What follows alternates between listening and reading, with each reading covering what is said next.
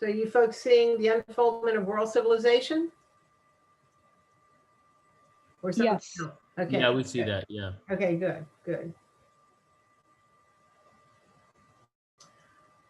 All right, so you will recall that the world order letters were, Chogi Effendi started writing them in 1929.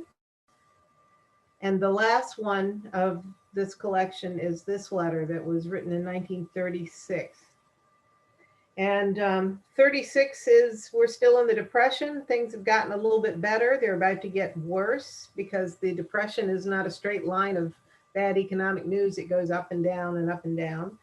And so 36 is a little bit better, but everything is falling apart in the rest of the world. The Nazis are on the move. Japan's on the move. The fascists in Spain and Mussolini and things are just falling apart. So he has written this wonderful letter that you will remember. The first letter, I think, in the collection was like 10 or 12 pages, and we were able to cover it in one session. Well, this is 45 pages. So the Guardian is really getting his stride, and he's at this point, and he's in his mid-30s. He's not yet married. That will happen next year, the next year. But he is really hitting his stride. And actually, I guess he's 30. He was born in let's see, 97. So he's now 39 years old. He's been Guardian for 15 years. So his letters are getting longer. His writing is getting better and better. And the depth of his letters is improving. And the next letter that's going to come after this very long one is Advent of Divine Justice, which we think of as a book, but it's actually one long letter. And then in 1941, he writes Promised Day Has Come, which is another book in the form of a long letter. And then he gets back to short letters again. But during this period leading up into World War II and during World War II, the Guardian has a lot to say, and he wants to make sure he can say it. You know, this is a period where tomorrow might not come. So he has to get this vision out. And this particular letter, in the first part of it, you'll see many echoes of what he has already talked about in the dispensation of Bahá'u'lláh.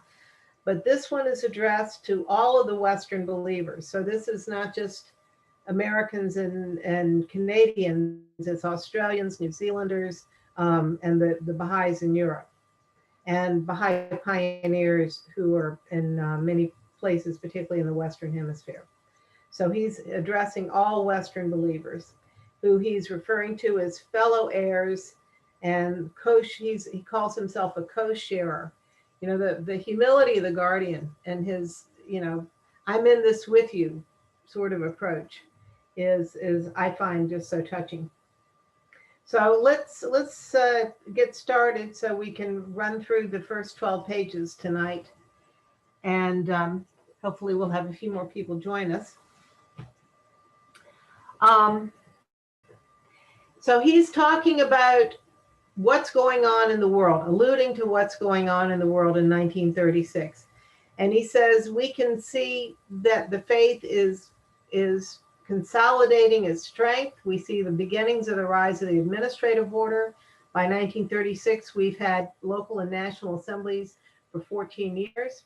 But at the same time, we see the forces of disintegration and a travailing society. Things are getting really nasty. And so he says, we cannot be misled by the painful slowness characterizing the unfoldment of the civilization which the followers of Baha'u'lláh are laboring to establish. Friends, to me, this is a really important point.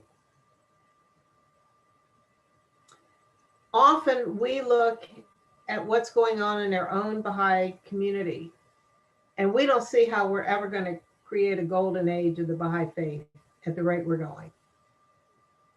We have few declarations. Sometimes it seems like we're going backwards. But the Guardian says, don't be misled by this painful slowness, characterizing the unfoldment of the civilization which the followers of Baha'u'lláh are laboring to establish.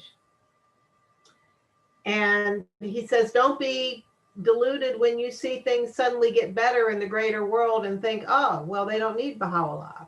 Because, like I said, he's saying the manifestations of returning prosperity. 1936 was a year when things got a little bit better. It looked like maybe the Depression was coming to an end. He says, things are going to get bad. So, for example, in my lifetime in 1989, we saw the Berlin Wall fall. Communism seemed to be on the run. A lot of dictatorships fell in that very brief period of between 1989 and 1995. And a lot of people thought, oh, great, mankind's finally moving toward just and fair governments and world peace. But we know that that's not how history works. So he says,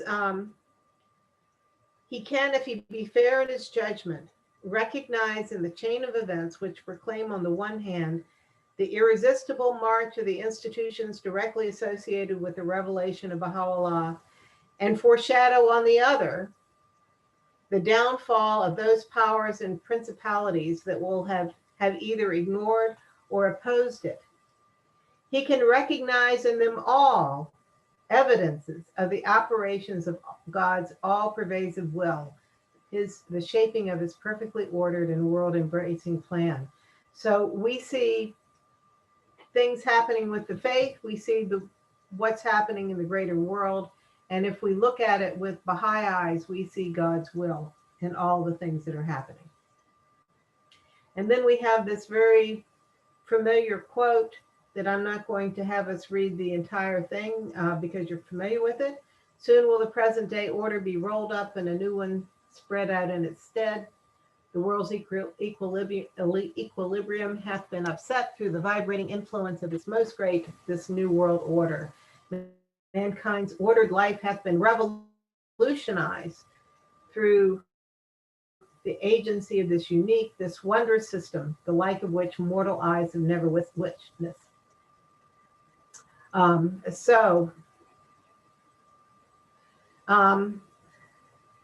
Imam, can you read the next paragraph, please? Short one. Yes. Dearly beloved friends, this new world order, whose promises enshrined in the revelation of Baha'u'lláh, whose fundamental principles have been enunciated in the writings of the center of his covenant, involves no less than the complete unification of the entire human race. This unification should conform to such principles as would directly harmonize with the spirit that animates and the laws that govern the operation of the institutions that already constitute the structural basis of the administrative order of his faith. So these are two very important sentences. This new world order, whose promise is enshrined in the revelation of Baha'u'lláh, whose fundamental principles have been enunciated in the writings of the center of the covenant, involves no less than the complete unification of the entire human race. So that's what our goal is. And this new world order should conform to the principles and laws that govern Baha'i institutions. So we're not going to have a new world order that conforms to the moral structure we see today or the way current institutions in the world function. They're going to be based on the same principles and laws that govern Baha'i institutions. No electioneering. No nominations. Hi, Manav. Missed you last week. Welcome. So even though right now, sometimes the Baha'i faith seems out of step with the times. but he's saying that the times will have to be in step with us.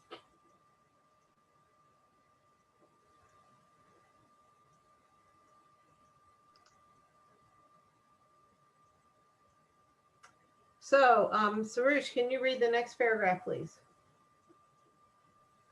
No machinery falling short of the standard inculcated by the Baha'i revelation and at variance with the sublime pattern ordained in his teachings, which the collective efforts of mankind may yet devise, can ever hope to achieve anything above or beyond that lesser peace, to which the author of our faith has himself alluded in his writings. Now that ye have refused the most great peace, he admonishing the kings and rulers of the earth has written, hold ye fast unto this, the lesser peace, that haply ye may in some degree better your own condition and that of your dependents. Expatiating on this lesser peace, he thus addresses in that same tablet the rulers of the earth. Be reconciled among yourselves, that ye may need no more armaments, save in a measure to safeguard your territories and dominions. Be united, O kings of the earth, for thereby will the tempests of discord be stilled amongst you, and your peoples find rest, if ye be of them that comprehend. Should anyone among you take up arms against another, rise ye all against him, for this is not but manifest justice. So how do we define the lesser peace? The lesser peace does not depend on the Baha'i revelation. What would the lesser peace be? It seems to me like, based on Mhm. this paragraph, I think if this is if this whole thing is describing the lesser peace, it seems to me like it's kind of a political peace, but one that is kind of comes from just a common sense understanding, or just a common collective unity among the nations of the world. And if I guess I'd say if they kind of smart up a little, that would be the lesser peace. But this, I think, according to my understanding, is not really a religious awakening. It's just a political achievement. Right, right. So during the period of the Cold War, which most of you were not alive for, or you were too little to remember it, there was a concept that kept the peace for about 40 or 50 years called mutually assured destruction. Anyone know what mutually assured destruction means? Manav? Did you? Nope.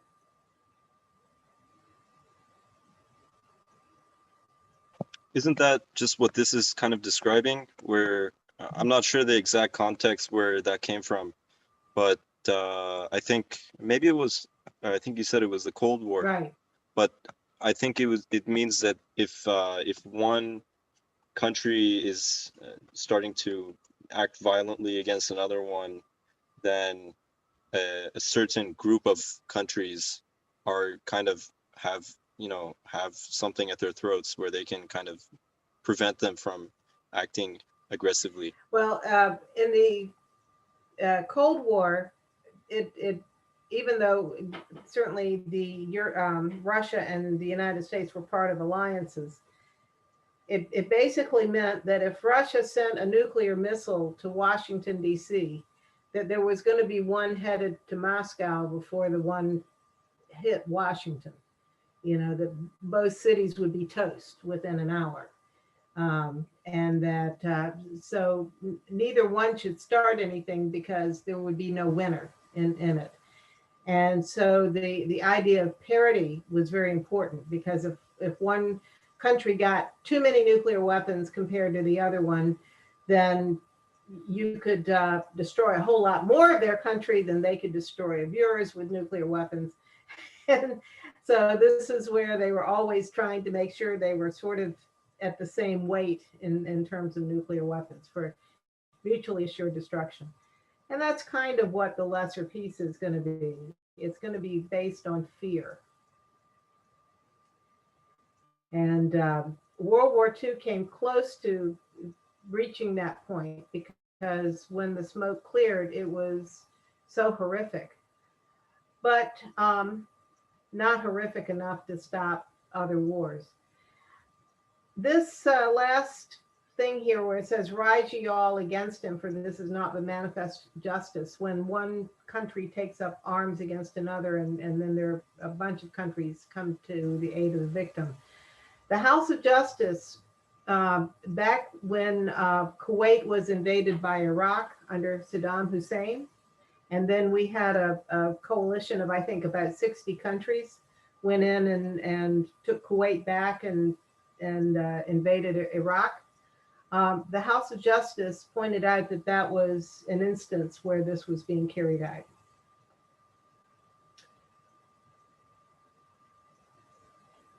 All right, so moving right along. Hoda, can you read the next paragraph, please? Sure. The most great peace, on the other hand, as conceived by Bahá'u'lláh, a peace that must inevitably follow as a practical consequence of the spiritualization of the world and the fusion of all its races, creeds, classes, and nations, can rest on no other basis and can be preserved through no other agency except the divinely appointed ordinances that are implicit in the world order that stands associated with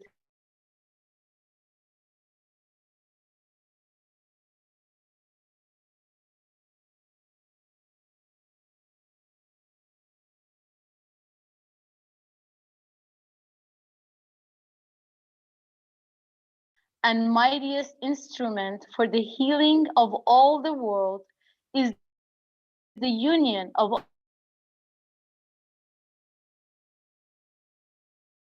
one common faith. This can in no wise be achieved except through the power of a skilled and all-powerful and inspired physician.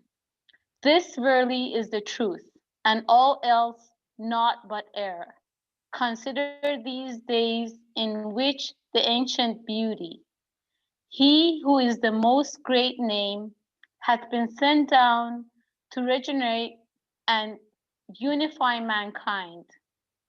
Behold, how with drawn swords they rose against him, and committed that which caused the faithful spirit to tremble. And whenever we said unto him, Lo, the world reformer is come, they made reply, he in truth is one of the stirrers of mischief. It beseemeth all men in this day. He is another tablet asserts, to take firm hold on the most great name, and to establish the unity of all mankind. There is no place to flee. There is no place to flee to, no refuge that anyone can seek except him.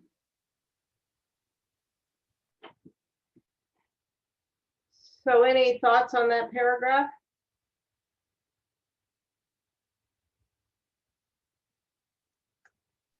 When it says, I think the last sentence, Go ahead, Hoda. Yeah. I was just going to say the last sentence says it all. There's no place to flee to, no refuge that anyone can seek except him. Right. That says it all. Right. I agree. Imam, you were going to say something? when it says to take firm hold on the most great name, is that Baha'u'lláh? Mm-hmm. Yes. So obviously, once we get people who are spiritual, they're not going to want to hurt each other. They're going to want to love each other. And this is what the faith is trying to do, is to create more good people in the world. And that way, the peace will be a firm one, because the idea, but he says everyone is rejecting him when he's calling for this. And instead they say he's the prophet, but there is no place else to go.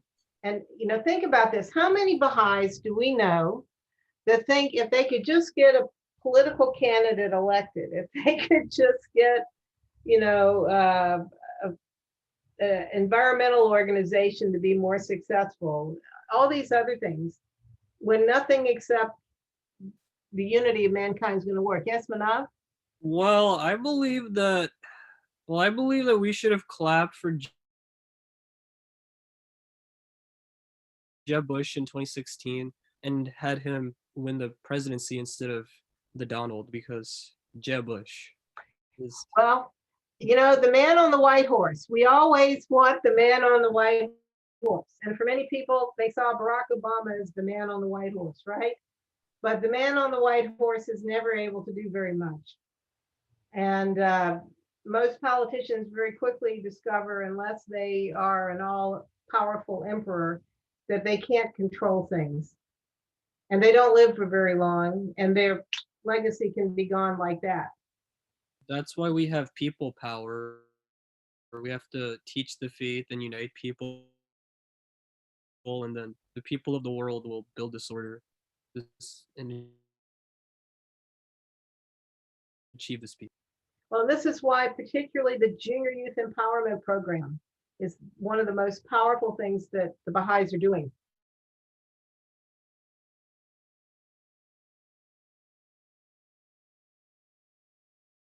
Last a lifetime.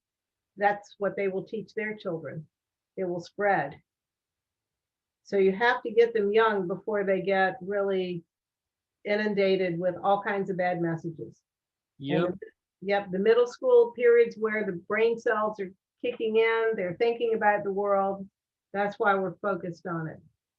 But there is no man on the white horse who's going to come in and save anything. The world's too big for that. There is a prophet.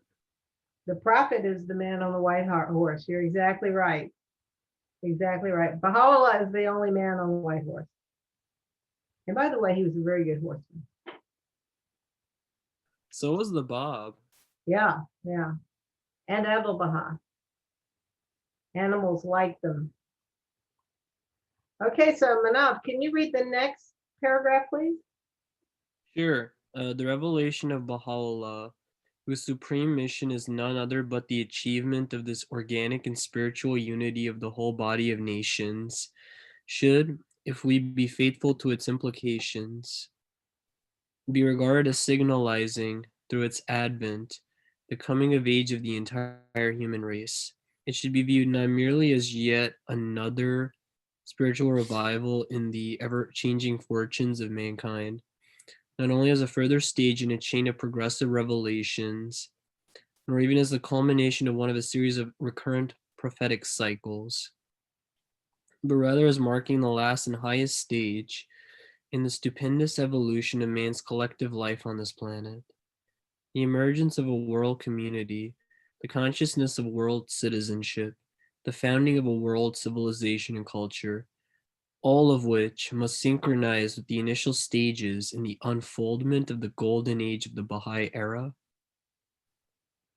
should by their very nature be regarded, as far as this planetary life is concerned, as the furthermost limits in the organization of human society, though man, as an individual, must indeed, as a result of such a consummation, continue indefinitely to progress and develop. Yeah, thank you. That's it's a lot in there to take in. Thoughts on this? Anything jump out at you?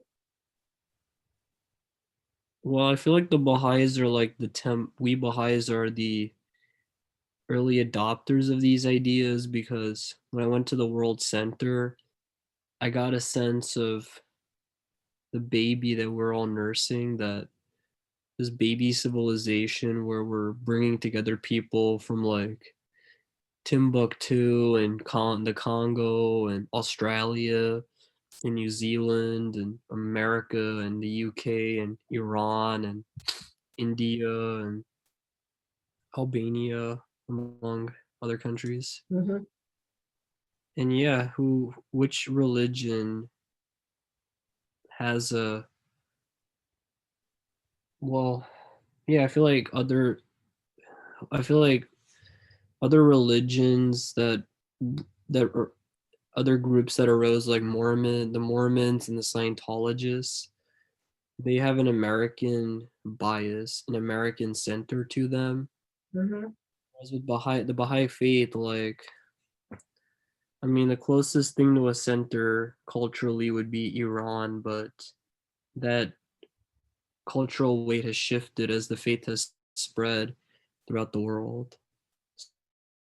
So now it's like no group, no ethnicity will come to dominate this Baha'i community. That's important. You'll notice one of the things it says here is the founding of a world civilization and culture. So we're not going to be standing around singing Kumbaya in our ethnic costume. I mean, already look at the world, how we dress. The whole world wears blue jeans and t-shirts and some sort of athletic shoes, mainly with Nike's symbol on it, you know. Pizza is universal, right? So we are coming up with a world civilization and culture that's not going to be based on any one country. It's going to be an amalgam of all of it. The consciousness of world citizenship, the world community. There already are a group of young people, mainly young people, that are referred to as third culture kids. And many of you probably fall in that category where you have parents from different countries and you might be being raised in a third country. Maybe you've lived in a number of different places. So you don't really have strong allegiance or identification with one country or nationality. And that's where we're headed. So we're founding something that has never been seen before: a world community, world citizenship, world culture. And that the administrative order of the faith is it represents the future world government, which will be as far as the human race will ever go in terms of organizing itself. However, you notice this last sentence: even though the organization of the planet will not evolve further from what Baha'u'lláh set out, as individuals, indeed as a result of such a consummation, continue indefinitely to progress and develop. So there will be reasons for new messengers of God to come, even if they don't have to organize the planet further, to help us continue to develop as individuals spiritually. One of the thoughts I've recently had is that, you know, I increasingly see mankind as like one human body. And when a person hits adolescence, hits puberty, all sorts of things are naturally programmed in them. A 12-year-old doesn't have to do something to make themselves hit puberty. It just happens because we're programmed for that. Mankind as a species has been programmed by God to, at this point in its collective evolution, reach the point where it can organize itself and to be united as one world citizen, to reach this coming age of the maturity of the entire human race. And it was always programmed into the human species, and now we are reaching that point. Yeah, and I feel like and that sort of like humanity is in its adolescent stage. Right, Means why we've seen like 2 world wars, right, lots of chaos and revolutions in the past couple centuries, and we've right, also seen massive increases in the standard of living and right, states and greater power for all people. right, Because right, there's a sense that, like, you know, humanity is going through mood swings, and humanity does right, awful things, but also some really great things, like any adolescent does. right, But right, this is part of growing up. right, exactly, exactly. So that mystic, all-pervasive yet indefinable change which we associate with the stage of maturity inevitable in the life of the individual and the development of the fruit must, if we would correctly apprehend the utterances of Baha'u'lláh, have its counterpart in the evolution of the organization of human society. So we are going through this period. A similar stage must sooner or later be attained in the collective life of mankind, producing an even more striking phenomenon in world relations and endowing the whole human race with such potentialities of well-being as shall provide throughout the succeeding ages the chief incentive required for the eventual fulfillment of its high destiny. Such a stage of maturity in the process of human government must, for all time, if we would faithfully recognize the tremendous claim advanced by Baha'u'lláh, remain identified with the revelation of which he was the bearer. So when you get to the Will and Testament and the Kitab-i-Aqdas, these main charters for this world government, the potentialities are there, which we don't fully understand yet. I mean, the assemblies, the local assemblies, the national assemblies have potentials that can't be released until we grow and until those institutions have more responsibility to see the potentialities there.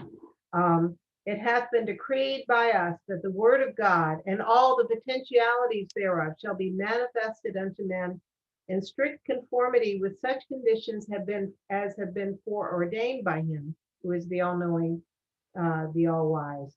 Should the word be allowed to release suddenly all the energies latent within it, no man could withstand the weight of so mighty a revelation. So we have to understand, particularly with something like the Aqdas and the Will and Testament, these were written for 1,000 years. They have potential in them that it's going to transform mankind that we can't even understand yet. Until the institutions are fully up and functioning, we won't see all of those potentialities. And it's just think about with the Kitab-i-Aqdas. Many of the laws in there are not in effect yet because we don't have a Baha'i civilization. And he talks about, he gives the example here of Muhammad, and that we couldn't have fully understood the potential in his revelation until we had the Bab. The Bab helped us understand the true energies and potentials that were latent in what we were got from the apostle of God, Muhammad.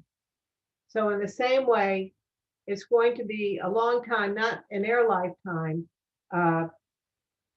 before mankind sees the true potential of the word of God that we have in this day. Abdul-Baha goes on further and talks about this. All things have their degree or stage of maturity.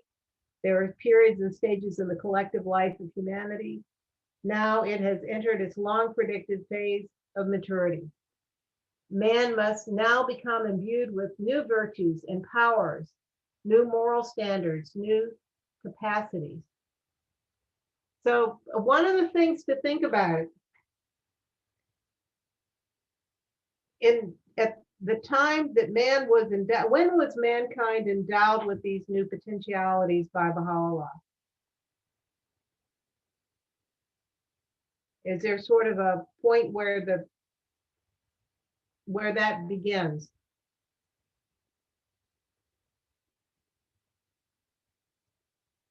What about Rizwan? Rizwan marks the point where it's like mankind has just hit puberty. And Baha'u'lláh says it was immersed, all of creation was immersed in the waters of purification at Rizwan. Because we suddenly hit the age of 15. We were, as a species, we hit that age of maturity. Now, think about it the way we look at history. Do we hold people responsible for how they acted before the age of 15? No, because they're kids, right? they're not fully mature. So in many ways, part of what I think we have to do as we go forward as a species is put aside all the hurts, all the stupid, awful things that mankind did up until Rizwan and Baha'u'llah's revelation. Because mankind didn't know any better. So, you've got, for example, San Francisco has a commission right now looking at the names of all its public schools, and they want to go after people like Abraham Lincoln and George Washington, who didn't come up to 21st century standards of morality, but they weren't responsible for 21st century morality. Because we look at 1863 or 1852, if you want to take the Sea of Tall, and you say that's when mankind starts becoming responsible because we hit maturity. So we have to let go a lot of the hurts of the past. So the Guardian, because he's writing to Westerners, says, consider the United States, which he calls the Great American Republic. Sometimes it's referred to as the Great Republic of the West. And the emergence of a unified community of federated states. This is really important to remember. The United States is a federation. And this is one of the aspects of it that Abdu'l-Baha said we should be promoting in the world, because a federation allows an amount of local autonomy. So the state governments get to make a lot of decisions. So we are federated states. Now, if you are a student of American history, you will know that it took a long time for people to stop thinking of themselves as being a citizen of Massachusetts or Virginian or North Carolinian, and to think of themselves as being American, and think of themselves as having one country.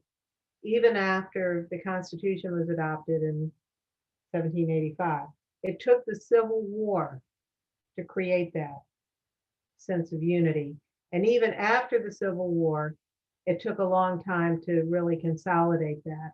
In many ways, people have often said that the Reconstruction period following the Civil War ended with the election of Jimmy Carter in 1978. So the Guardian said, think of how long it took to mold together the peoples living in the United States in just this one territorial area. And no matter how the country evolves in the future, we have now reached the highest peak of where the United States is going to evolve politically. We have one national government and a bunch of state governments. So we may evolve further as a people, but we've already reached the apex of where we're going to evolve with our government. We may tweak the way our government functions, but we have a national government and state and local government, and that's not going to change. I think the American government could use some remodeling, because the Chinese government can plan a century, but the American government can't plan a year. Well, clearly we have reached the point of gridlock, because we have, in the United States currently, we have a rural versus urban divide. And there were philosophical differences on both sides that seem to be irreconcilable because they don't talk to each other and they don't understand each other. And also we are seeing a resurgence of Stalinism and socialism, but extreme socialism in the form of Stalinism among some people who were promoting certain ideas in the United States. But nonetheless, we have a government. We may have to tinker with that government and how it functions to get it to function. So you're exactly right. The Guardian is not saying it's a perfect thing, but he says it took a lot of pain to get us to the point where we think of ourselves as one country. And he says the next destiny for us as a people, as Americans, is to embrace being part of a world government, to be considered an isolated unit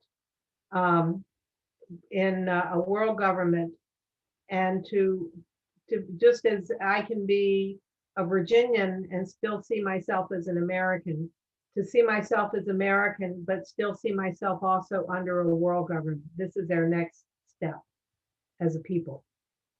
And this is in the example of the United States is exactly the same process the world's going to have to go through. So he's saying, as hard as it was to knit together the United States, you can see the process that's going to have to happen worldwide.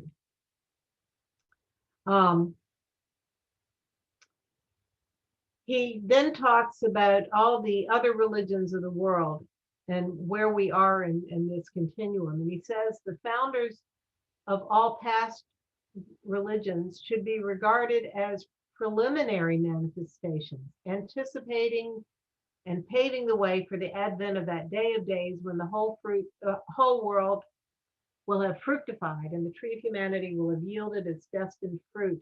And then he goes on in the next paragraph to remind us that, however, even though we should see them as prophesizing, laying the groundwork for Baha'u'lláh, that doesn't mean that we are denigrating it. We still have the belief that they are all, that there's an absolute oneness of all prophets. And so we're not putting them down. We're just saying that they laid the groundwork because that was what they were sent to do. And so this is the King of Days. We have to understand the time we're living in. The scriptures of past dispensations celebrate the great jubilee that must needs greet this most great day. The age in which a manifestation of God hath lived is divinely ordained and may in a sense be characterized as God's appointed day. This day, however, is unique and is to be distinguished from those that have preceded it, because the prophetic cycle hath ended. All in this revelation, all the dispensations of the past have attained their highest, their final consummation. That which hath been made manifest in this revelation standeth unparalleled in the annals of the past, nor will future ages witness its like.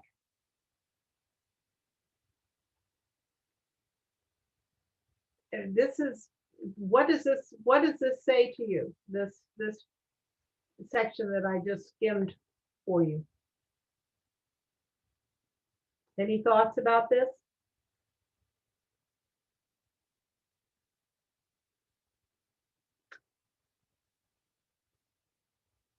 So Baha'u'lláh is uniting the entire planet. Jesus couldn't have done that. When Jesus was alive, people in Palestine didn't even know that the Western Hemisphere existed. They had no way that they could have united the world. That was somewhat true during Muhammad's dispensation. This is the first time that any revelation could speak to the entire planet and unite the entire planet and finally bring about a period of peace where mankind can actually develop spiritually to a higher level than ever possible before. And no future age will have that process of uniting the entire planet. So even though we'll continue to evolve, this major shift of mankind won't ever need to happen again. So it's important, the Guardian is saying it's important to understand the day we live in. Abdu'l-Baha going on says, countless ages must pass away ere the day star of truth shineth again in its midsummer splendor, or appeareth once more in the radiance of its vernal glory.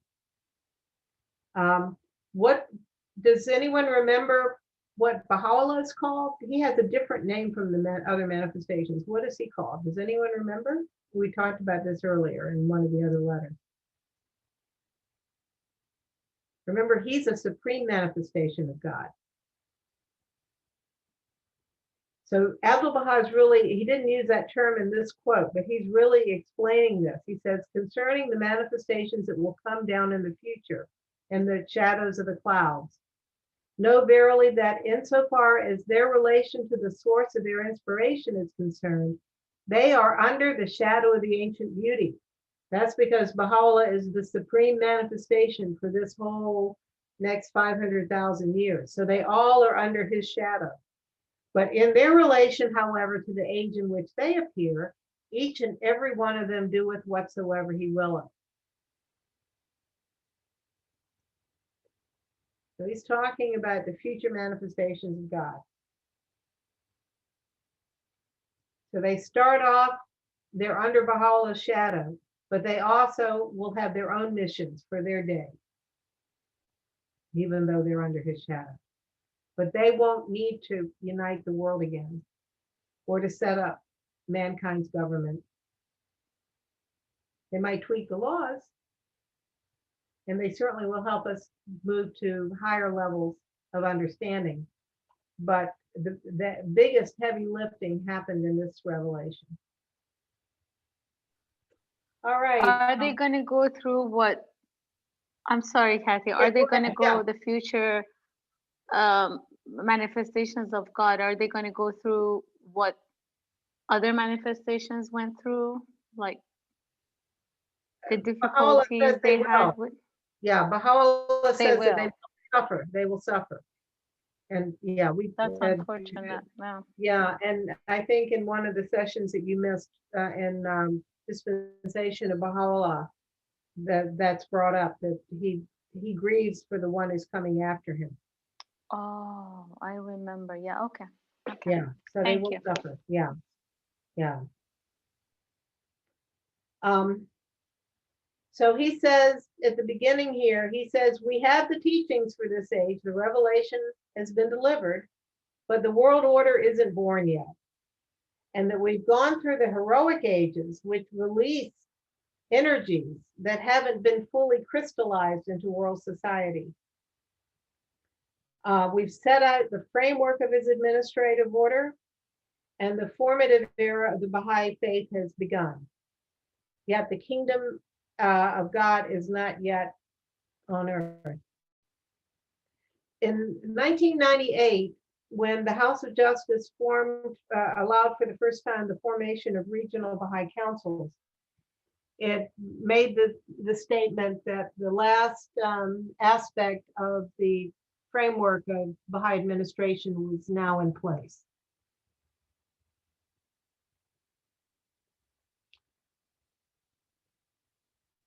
Then we have this really powerful quote.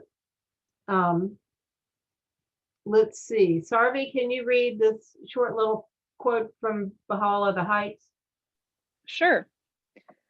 The heights, Baha'u'llah himself testifies, which through the most gracious favor of God, mortal man can attain in this day, are as yet unrevealed to his sight. The world of being hath never had, nor doth it yet possess, the capacity for such a revelation. The day, however, is approaching when the potentialities of so great a favor will, by virtue of his behest, be manifested unto men, excuse me. So I want you to think about this. All things were immersed in the waters of purification at Rizwan. So all things have been made new. And mankind as a species has now hit maturity. So what does that mean? That means that we have the potential to develop a spiritual side of ourselves that even the saints in the past were not able to achieve. That Baha'u'llah has delivered the means for doing that, and mankind has, as a species, developed to the point where this is possible. We also have been given this world order that will create the environment to foster that, where people can really develop themselves, their intellect, and their spirituality. And even in the writings, there are other places where it says we're going to live longer. We will be going to the outer limits of how long the human body can last because of the potentialities that Baha'u'llah has given us for this day. But it's contingent upon us creating the right environment for these potential attributes that we all have inherent in us to be manifested. So he says, for the revelation of so great a favor, a period of intense turmoil and widespread suffering would seem to be indispensable. Resplendent has been, as has been the age that has witnessed the inception of the mission with which Baha'u'lláh has been entrusted.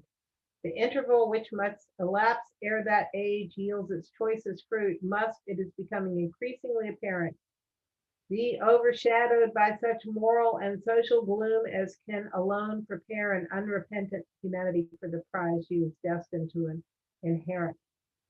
Friends, we are in the period of moral and social gloom. This is 1936. Into such a period, we are now steadily and irresistibly moving. He calls us the generation of the half-life, living at a time which may be designated as the period of the incubation of the world commonwealth envisaged by Baha'u'lláh. But at the same time, we are in the period of the operation of dark forces, destined to unloose a flood of agonizing afflictions. That the darkest hour that must precede the dawn of the golden age of our faith has not yet struck. The afflictive ordeals with which that world is to suffer are still in preparation. So, of course, World War II was pretty bad, but he says we're going to have to go through some really bad stuff to get to the really good stuff. The death pangs of the old order, birth pangs of the new. And we see this right now in our own country. We see a lot of people who feel, like Manav was saying, that we have got to change things, that the institutions aren't working. The old way of doing things, even 30 years ago, doesn't work anymore. Things are falling down quickly. And you're the generation that, lucky you get to live through this period. I'd prefer to be at the other end of the tunnel, not the absolute middle. We didn't, Baha'u'lláh says that there is one form, or Abdul Baha said there is some level of fate. And part of fate is we didn't get to pick the time and circumstances of our birth. What family we were born into, where and when we were born. So guess what, guys? You are in the period of moral and social gloom.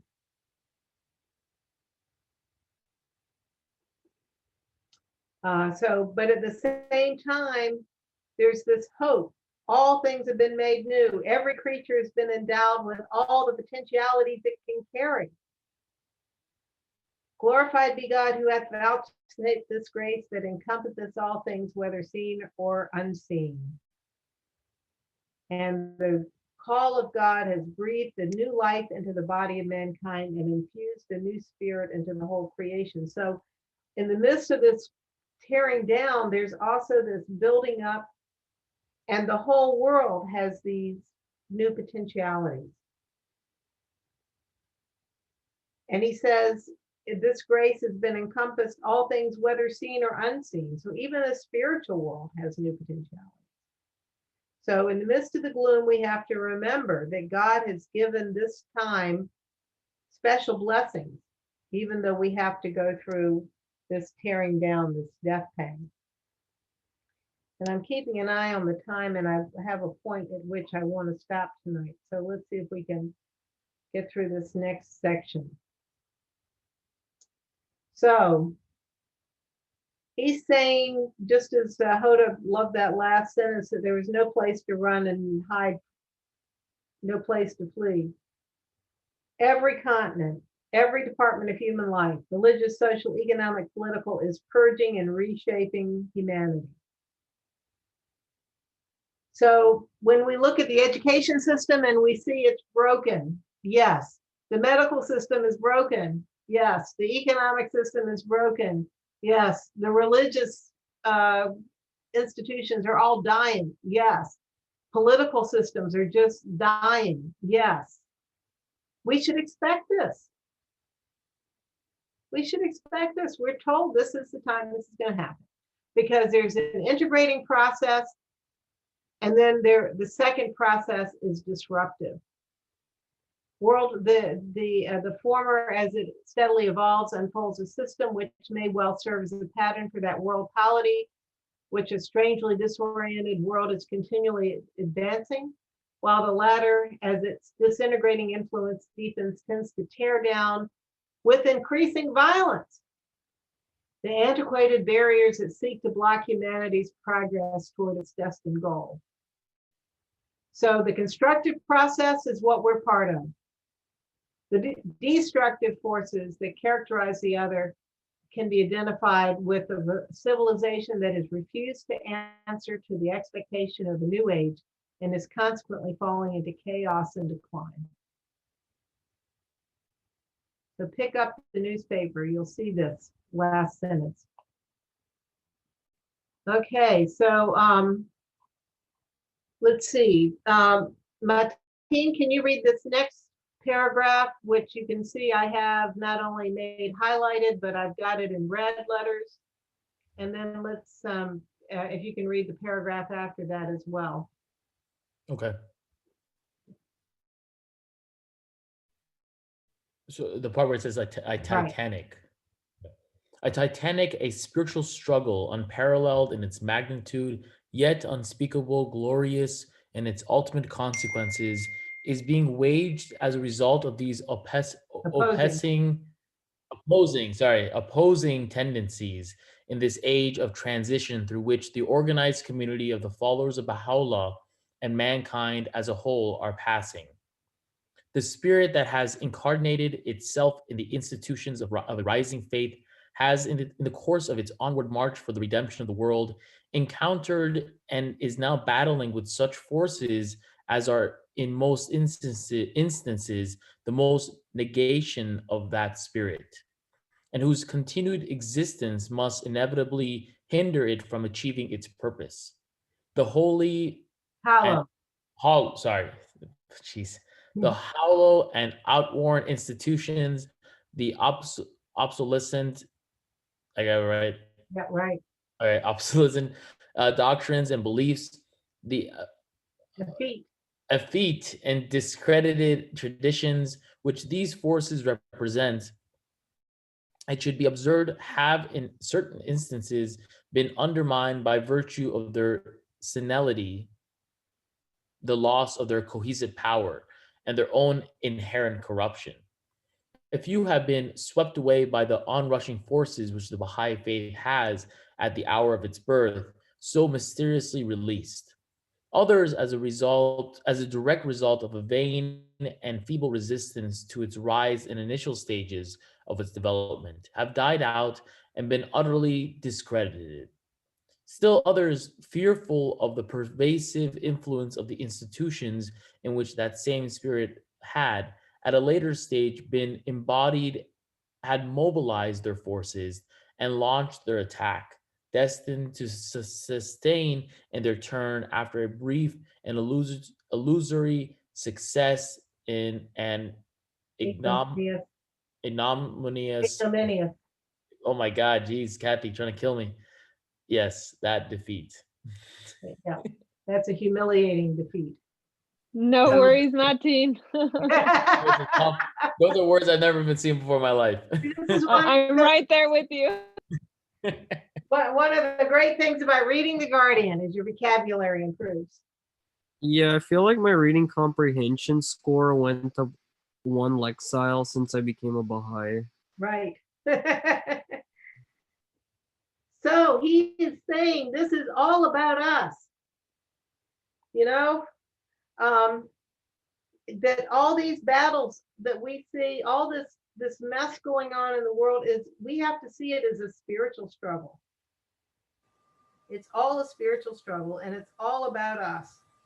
I mean, this was really clear to me living in Israel, watching all the maneuverings in the Middle East. It's all about what's good for the Baha'i faith in the long run. That's what the will of God is, how he's directing things.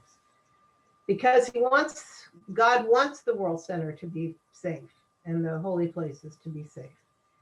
So you start seeing it with spiritual eyes, and you see the spirit, that everything that's going on in the world right now is truly a spiritual struggle.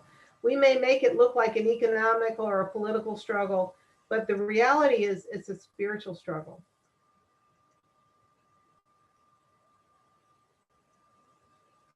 We are in an age of transition. Is that saying, Kathy, like the article I read, that those that have tried to sort of be like the faith? So what is it saying at the, it says something about at the dawn of the birth of Baha'u'lláh, things were let go or things were given to us. What did that exactly mean? A few have been swept away by the onrushing forces which the Baha'i faith has at the hour of its birth been so mysteriously released. So, in the 19th century was a huge period of transition. So a whole lot of society really changed just at the time they were coming. The biggest thing was the Industrial Revolution. Totally changed society. The average person in the 18th century, the 1700s, was living not that differently from how their great-great-great-great-great-grandfathers lived. They still had animals pulling what they rode in. They had to walk a lot of places. They were still hauling water, all those kind of things. And then we hit the Industrial Revolution, and bang, in a very short period of human history, mankind's daily life and all the institutions involving it changed dramatically. And in the period that Baha'u'lláh is born, the Napoleonic Wars are going on. We've already had the French Revolution and the American Revolution that have completely changed how the world is thinking about government, and democracy in some ways is on the march. We have 1848 is the year of revolution all over Europe, where governments are falling. All of these are happening even at the very early period of the Baha'i faith. So the 19th century, in fact, I had a history teacher in high school who wasn't a Baha'i, but he figured there was no point in even talking about history before the Industrial Revolution because things changed so much at the beginning of the 19th century. So he didn't even really cover the first part of the book for that reason. But he, and a very real sense, he was correct. The world just changed like overnight practically. So anyway, the Guardian is reminding us of this, that we are in a very rapid period. My grandmother that I grew up with, when she was a little girl, she never saw an automobile. She was still in horses and buggies, learning to ride horses as a young girl. She saw the moon launch. She lived to see man on the moon in one lifetime. So, I mean, this is what he's saying. The onrushing forces, which the Baha'i faith has at the hour of its birth, so mysteriously released. When the Bab was traveling by ship on pilgrimage, the voyage was just terrible, and he prayed for mankind to be given the technology to have better ocean travel. And now traveling by sea is quite safe and comfortable in most cases. And that's because of these onrushing forces mysteriously released by the Baha'i faith. And he says even some of the forces that launch their attack, ultimately they're going to go down in defeat. So, for example, He's going to talk later about atheism and particularly the forces of communism. And it was the communist government of Russia that confiscated our house of worship in Ishkabad in what's now Turkmenistan, but was part of the Soviet Empire, and tried to completely eradicate the Baha'i community, which was one of the largest and most successful Baha'i communities in the world, was the one in Ishkabad. It was a very sophisticated Baha'i community, had thousands of believers. Well, they may have seemed to win for a while, but then in 1989, it all fell apart. So, we have to look with a longer view. These institutions are all falling. The corruption we see, for example, in our own government right now, we know it's not going to last. And sometimes things have to really collapse before people are willing to do something else.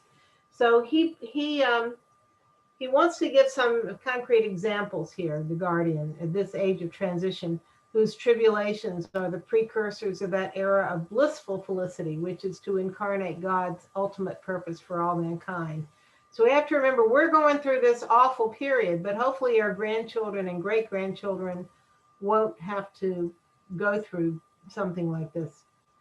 And one of the things he talks about is the fall of mighty kingdoms and empires on the eve of Abdu'l-Bahá's departure. In other words, the end of World War I, because he died in 1921, 2 years later, may be said to have ushered in the opening phase of the age of transition in which we now live. And he talks here, two examples: the dissolution of the German Empire, the humiliating defeat inflicted upon its ruler, the successor and lineal descendant of the Prussian king and emperor to whom Baha'u'lláh had addressed his solemn and historic warning, together with the extinction of the Austro-Hungarian monarchy, the remnant of that once great Holy Roman Empire, were both precipitated by a war whose outbreak signalized the opening of the age of frustration. Don't you just love that term? Age of frustration, destined to precede the establishment of the world order of Baha'u'lláh. Both of these momentous events may be viewed as the earliest occurrences of that turbulent age, and to the outer fringes of whose darkest phase we are now beginning to enter. So he's talking about how bad World War I was and all of the changes that came about because of it. But he says, as momentous as those events were in this age of frustration, they were the earliest occurrences, and they were part of the outer fringes of that darkest phase we are now beginning to enter. So he says, you think World War I was bad? You haven't seen anything yet. They were the yeah. Sorry. Right. I looked it up in the Kitab al-Aqdas, and of course, as you are familiar, there's a certain part where Baha'u'lláh addresses the rulers of, well, some of the rulers, and there's, I think it's paragraph 90. It says, actually 89 is similar, and 88, but it says, "Oh, banks of the Rhine, we have seen you," and that's I think it's a river, the Rhine. "We have seen you covered with gore, inasmuch as the swords of retribution were drawn against you, and you shall have another turn. And we hear the lamentations of Berlin, though she be today in conspicuous glory."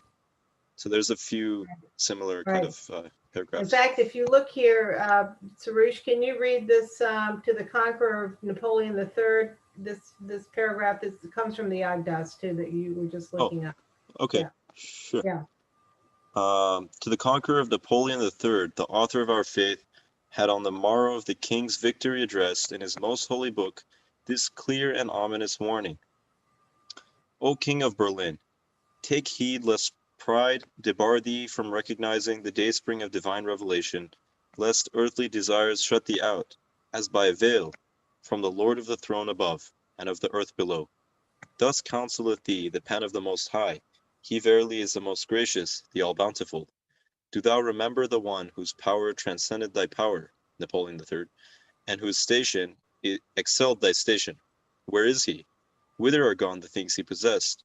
Take warning, and be not of them that are fast asleep. He it was who cast the tablet of God behind him, when we made known unto him what the hosts of tyranny had caused us to suffer. Wherefore disgrace assailed him from all sides, and he went down to dust in great loss.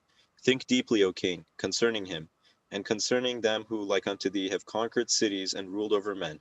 The all-merciful brought them down from their palaces to their graves.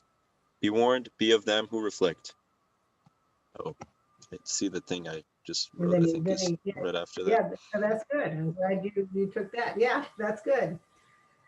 And ironically, both the Kaiser Wilhelm and Emperor Franz Joseph both made pilgrimages to the Holy Land and tried to put themselves off as being very pious.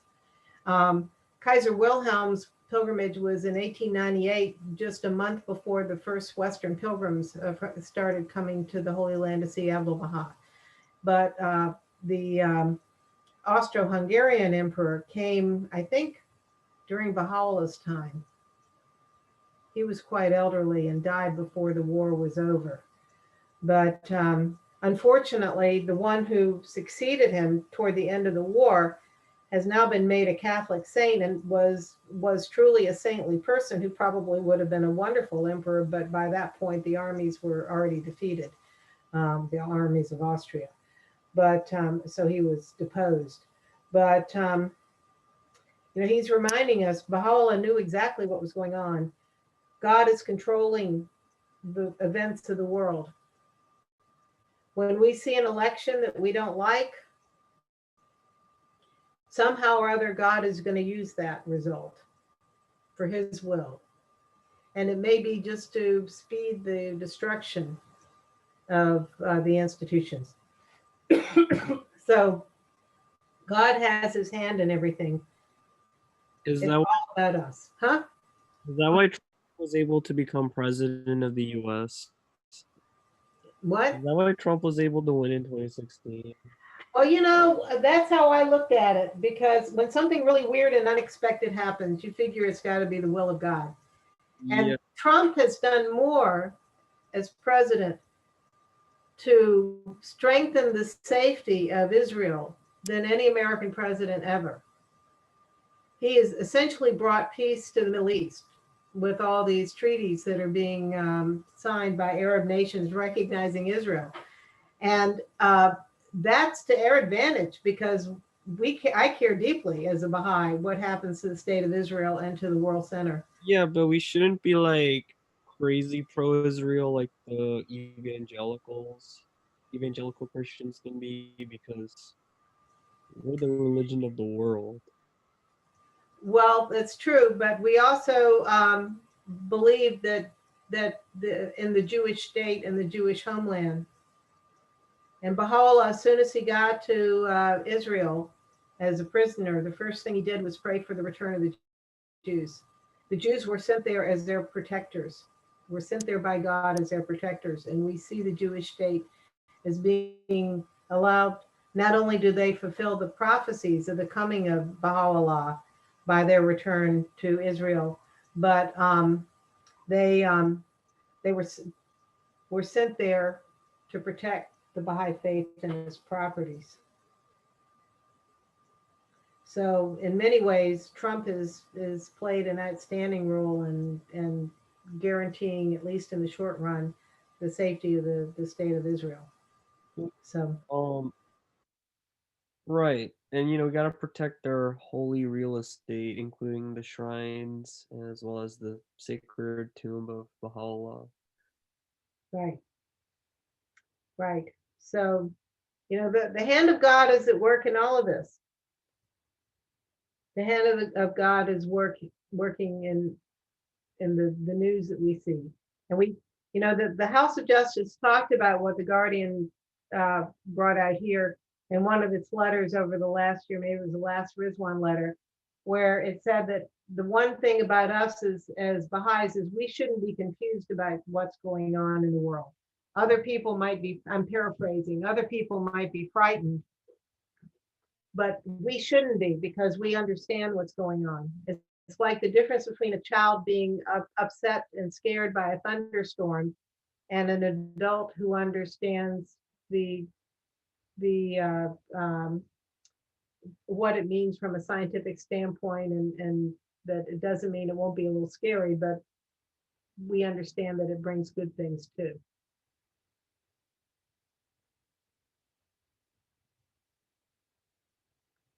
Any more thoughts or questions this evening?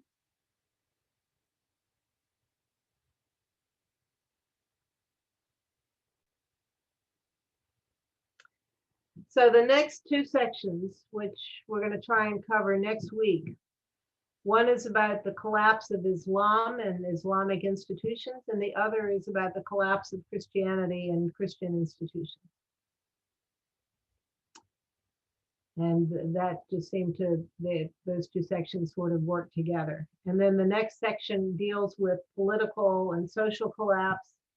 And then the final session is more the hopeful, what the Baha'i world is going to be, what we're trying to build. All right. So Thank you Yes. again, Kathy. This is great as usual. So thank you so much. well, it's fun for me. I'm just delighted to have people to talk to about all this. Oh, it's great. Truly. I learn so much every time. So thank you so much for giving us your time as well. my Thank you, pleasure. Kathy. Same here. Thank you so much. Thank you. Thank you. Thank you, All right.